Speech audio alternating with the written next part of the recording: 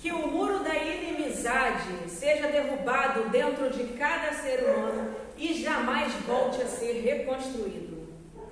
O sistema de governo estabelecido na maioria dos grandes países ao redor do mundo atualmente prega que cada pessoa é exclusivamente responsável pelo seu sucesso ou fracasso profissional. Nesse sistema, os empregos e os empregadores são supervalorizados, quase mesmo divinizados, sejam eles bons ou ruins, pagando salários dignos ou indignos, com carga horária dentro ou fora das leis trabalhistas, quando tem, né, lei trabalhista. E, por pior que sejam as condições da vaga oferecida, há sempre uma fila imensa de desempregados esperando uma oportunidade, seja qual for, para garantir o pão de cada dia. O mercado nasceu da necessidade de nossos ancestrais tiveram de produtos mais bem acabados, com certa profissionalização das ferramentas de caça. Isso lá atrás, tá? Lá atrás. Juntamente com a necessidade que outros grupos tinham em trocar o excedente das suas plantações e criação de animais. Era tudo na base da troca, né? Entretanto, com a criação do dinheiro, encurtando bastante a história, tá? Estou resumindo muito. O sistema de troca foi se adequando até chegarmos ao que conhecemos hoje como capitalismo, liberalismo e neoliberalismo. Tanto esses sistemas de governo quanto todos os outros que existem ou que já existiram são invenções nossas, são criações de mentes humanas, não raras vezes, e quase que todas elas, né, se não todas, inspiradas em seu próprio ego e ganância. E os setores de marketing dessas empresas e desse sistema político tentam nos fazer acreditar que o certo é isso mesmo, que a vida é assim e que não adianta ninguém reclamar, pois tem que ser assim. Na época de Jesus, ou mesmo até antes dele, não existiam nem o capitalismo, nem o neoliberalismo da forma como o conhecemos hoje. Contudo, a inclinação para o mal contida na natureza humana, que existe desde os tempos de Adão e Eva, que nós denominamos lá na queda adâmica, né, os teólogos falam assim, sempre se fez presente, a nossa ruindade, né? Sempre se fez presente nas relações interpessoais, antes e durante a era cristã. Vale aqui ressaltar que não necessariamente, assim, a Miranda está demonizando aqui o capitalismo, o liberalismo, né? Não necessariamente, tá? O problema de qualquer coisa somos nós, a gente que consegue estragar tudo. Há coisas boas no capitalismo? Sim, com certeza, muito boas inclusive. O problema é quem gere o capitalismo, né? Vamos analisar os textos de hoje. Eu fiz esse preâmbulo, né, falando de formas de governo, capitalismo, liberalismo, né, para a gente se situar a situação que estava acontecendo ali lá nas épocas dos textos de hoje, tá? Vocês vão entender o porquê. Em Jeremias, nós vemos a preocupação, a gente precisa usar palavras humanas para Deus, né? Porque não tem jeito para a gente poder entender um pouquinho, que Deus é grande demais para a nossa cabecinha. Mas então, assim, no texto lá de Jeremias, a gente vê a preocupação de Deus para com as pessoas desamparadas e humildes, vítimas de quê? Da cobiça e da maldade dos seus governantes. Por isso que eu estava falando do sistema de governo, tá? Deus se compadece de quem sofre. Desses governantes que se deixavam dominar pela ganância e oprimiam o povo. Então Deus ficava ali, nas nossas palavras, né, compadecido, conduído daquele povo que estava ali sendo maltratado, escravizado, pisoteado, extorquido e etc. O texto também mostra a sua tristeza, mais uma palavra nossa que a gente usa para Deus, para a gente poder entender mais ou menos, né, o que passava lá em Deus. Então, o texto mostra a tristeza de Deus ao ver os seus filhos maltratando uns aos outros e colhendo, consequentemente, os frutos das sementes do mal plantadas por eles mesmos. Então, assim, o governo vinha, oprimia o povo, né, arrancava o couro dele.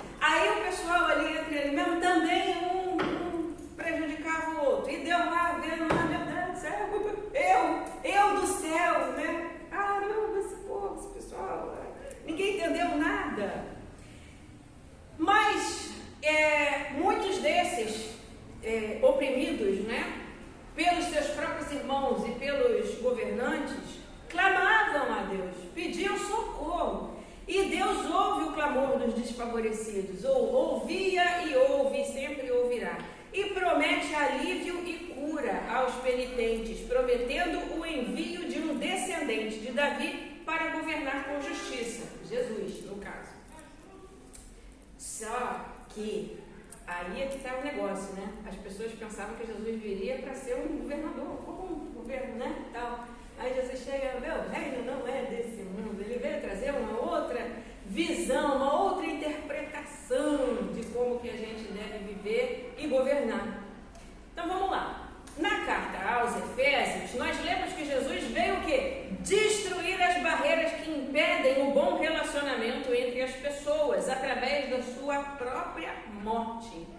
Ele derrubou o muro da inimizade que separava os judeus dos não-judeus.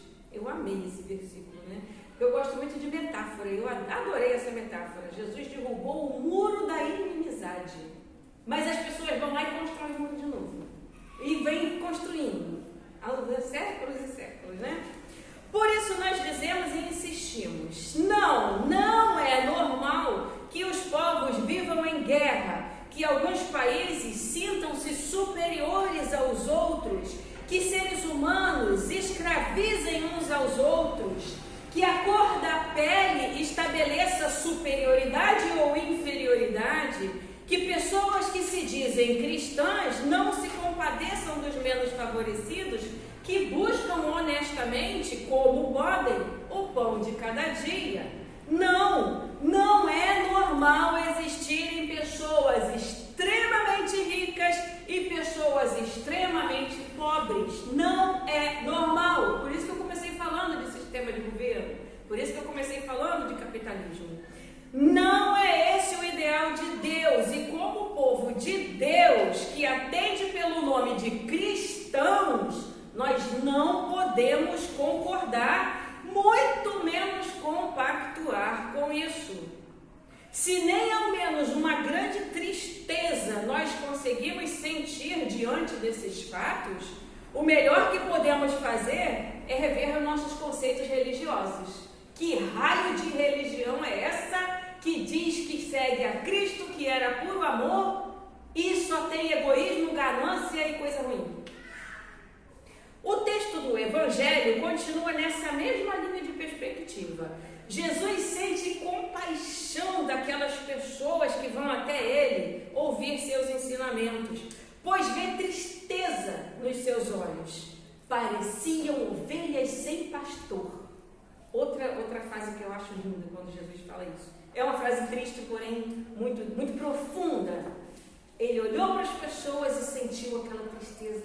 E ele sentiu, parece ovelha sem pastor. Marcos 6,34. Após passadas várias horas nas quais Jesus estava ensinando as Escrituras para aquelas pessoas, os discípulos também ficaram preocupados, pois era bem provável que todos ali estivessem com fome. Que há muito tempo, né? Já tinham se passado e eles estavam lá ouvindo o mestre. Ao contrário do que nós podemos imaginar, Jesus não repreendeu os discípulos quando eles o aconselharam a despedir, falaram para Jesus, né? Manda esse povo embora. O aconselharam a despedir o povo para ir em busca de alimento. Não, Jesus não deu um sermão no sentido negativo aos seus amigos. Ao contrário, Jesus lhes ensinou a dinâmica do reino de Deus, que é o quê? Repartir e ajudar. Cada um que havia levado o seu lanchinho foi motivado a entregá-lo aos discípulos, que juntaram uma boa quantidade de pães e peixes, que era um lanche muito comum naquela época. O montante recolhido deu para alimentar todas aquelas pessoas que estavam ali presentes e ainda sobraram vários cestos. Quando damos graças a Deus pelas coisas que Ele nos dá e entregamos as nossas ansiedades, desejos e dificuldades em Suas mãos, o milagre acontece. Devemos estar atentos aos milagres de Deus, pois eles normalmente acontecem de uma forma natural, dentro daquilo que já temos ou conhecemos. Cada um levou um lanchinho, o outro não levou, né? Mas quem levou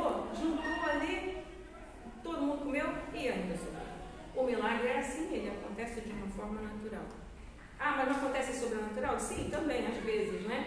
Mas todo dia, muitos milagres naturais acontecem na nossa vida e muitas vezes a gente nem percebe por eles serem naturais, acontecerem de forma natural. Ali naquele momento, né, naquela situação, a solidariedade falou alto e o milagre aconteceu. Um pequeno lanche transformou-se em comida para uma multidão. É certo que nós não temos como mudar o mundo todo, mas nós podemos sim fazer a diferença no ambiente ao nosso redor. Não podemos salvar o mundo, isso é coisa para Jesus, não é para a gente, mas nós podemos ajudar a transformá-lo em um lugar melhor para se viver. Podemos construir laços de amizade fraterna. Podemos ajudar uns aos outros, mesmo que com pouca coisa, porque o pouco com Deus é muito, já diz o ditado. Como pessoas cristãs, somos chamados a implantar o reino de Deus ao nosso redor, mesmo que seja de uma forma bem pequena, com apenas 5 pães e 2 peixinhos. Podemos doar um pouco do que temos a quem nada tem. Há várias formas de ajudar as pessoas que lutam pelo seu sustento, de ajudar os animais que sofrem o abandono e o descaso. Também podemos plantar árvores, cultivar plantas, flores e hortaliças que podem ser compartilhadas com pessoas próximas a nós. De vez em quando eu planto umas coisas lá, divido com o Fernando, né? Da última vez eu plantei chuchu, deu tanto chuchu que eu não tinha como comer. A sua família aproveitou, né? É assim. A gente pode fazer isso. Existem várias formas de ajudar asilos, orfanatos, obras assistenciais em geral, sejam elas para crianças, idosos, animais. Enfim, há uma infinidade de coisas que nós podemos fazer para deixar o mundo um pouco menos inóspito, um pouco mais habitável, né? Até o dia da transformação e renovação do universo, conforme as palavras de Paulo aos Romanos, no capítulo 8, versículo 21. Um dia, o próprio universo ficará livre do poder destruidor que o mantém escravo e tomará parte na gloriosa liberdade dos filhos de Deus. Aleluia, graças a Deus. Que nós possamos nos colocar à disposição de Deus para ajudarmos na transformação dos reinos deste mundo, em locais onde haja mais amor, fraternidade, compaixão, onde verdadeiramente o muro da inimizade que nos separa e que foi derrubado por Jesus jamais venha a ser reconstruído. Que Deus nos abençoe. Amém. Amém.